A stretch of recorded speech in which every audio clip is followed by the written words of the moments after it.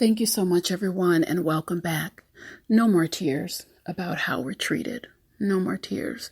I want to talk to you a little bit about the psychology 101 on how you're treated. And the most important thing I want to say is we are constantly training ourselves and training other people in terms of the treatment that we will accept, in terms of standards, boundaries, the whole 9 yards. Life is a participant sport. Whether you consider yourself on the court or off the court, we are all participating.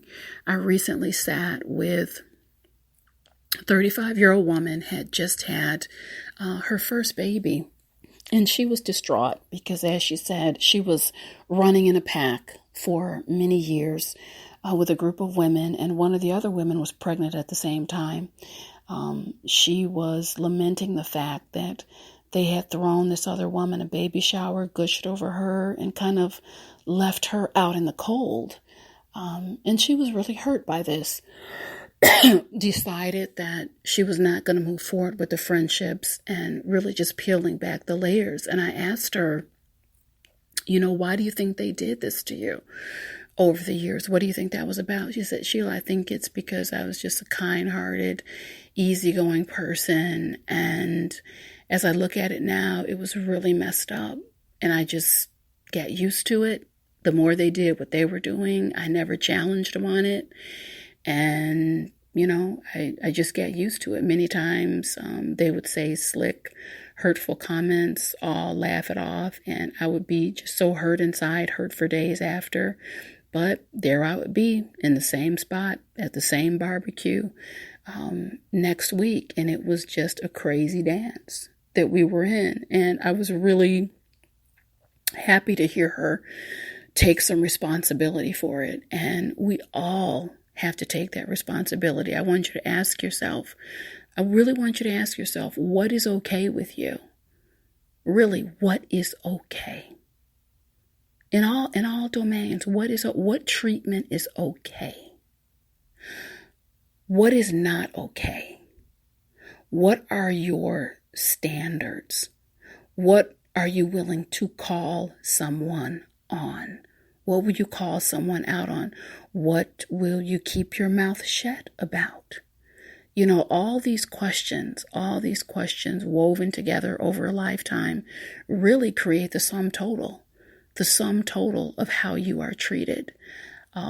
Recall working with a couples counseling, and I met with one of the counterparts. I met with him solo, and he said, Sheila, I don't know what the big deal is. She wants to make all these changes now. When I met her, I never did anything crazy, but it wasn't a big deal if I flirted with someone, if I, went out and stayed out a little late. Sometimes I didn't come home to the crack of dawn, and now she's complaining and just, upset, wants to make all these changes. I said, really? It didn't matter to her that you would flirt and stay out? She said, no. He said, no. She would just kind of go with the flow. And I found it interesting when I talked to her. And I said, that didn't bother you, him flirting and, staying out? Because all that came up with her too. And she said, Sheila, it's one of the things that just disgusted me most. It disgusted me then. It disgusts me now that at this stage in our marriage, we're not dating, we're going into a decade, over 10 years, and he's still doing the same crap. And again, it was a moment of great awakening.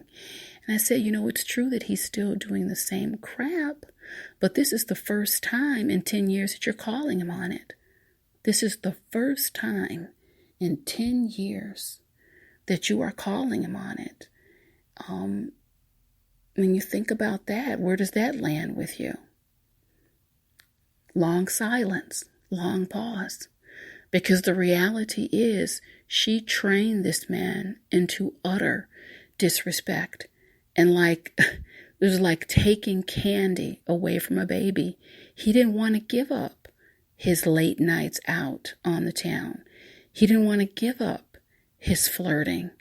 This had become an entrenched lifestyle. He was essentially a single man, yet he was married. That's the kind of situation that she trained him into. I mean, that's just one story of many, many stories. I cannot tell you, I cannot emphasize enough, people, the power of a no in your voice.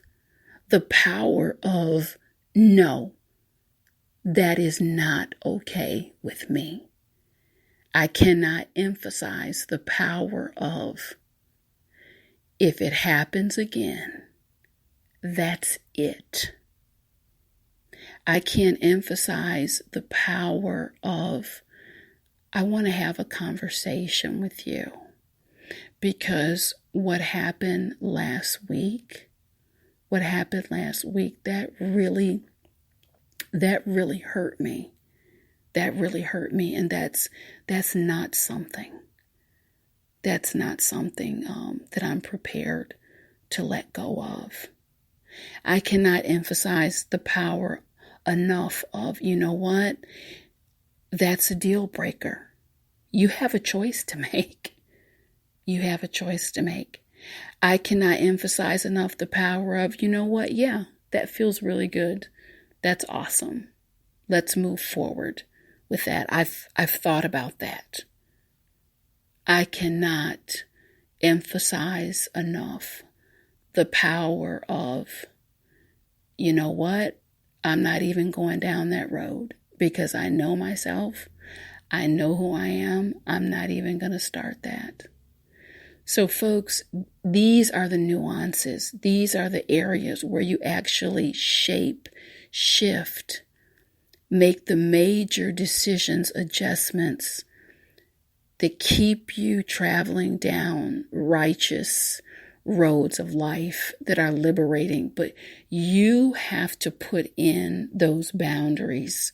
You have to put your foot down, or you have to open up the gates, if you will. These are all choices, but if you fall asleep at the switch, there will be energies and there will be people, if you're not awake and alert and conscious, the decisions will be made for you. The fork in the road, which direction you go, will be chosen on your behalf. And it may be a road or a direction you don't want to go down. It may be a road or a direction you don't want to go down, and travel it long enough, you may not know how to get back. So it is very important to sit down and do an assessment or a reassessment on what is okay, what is not okay. Well, Sheila, what if I lose a friend? Lose a friend, gain your dignity. Lose a friend and gain your dignity. What if the marriage is over? Was it a marriage in the first place? Was it a marriage in the first place? What if you free yourself into liberation, into getting something or someone that you deserve? Well, Sheila, what if I create some tension in the situation? Well, hell, everyone needs to rock the boat once in a while. Some people, they need the boat rocked. The problem is you have them on cruise control. They're on a cruise ship and they need to experience a little seasickness to get it together. Some people really need you to rock the boat. We teach people how to treat us. Everyone, this has been Inspirational Shorts with Sheila. I'll connect with you soon.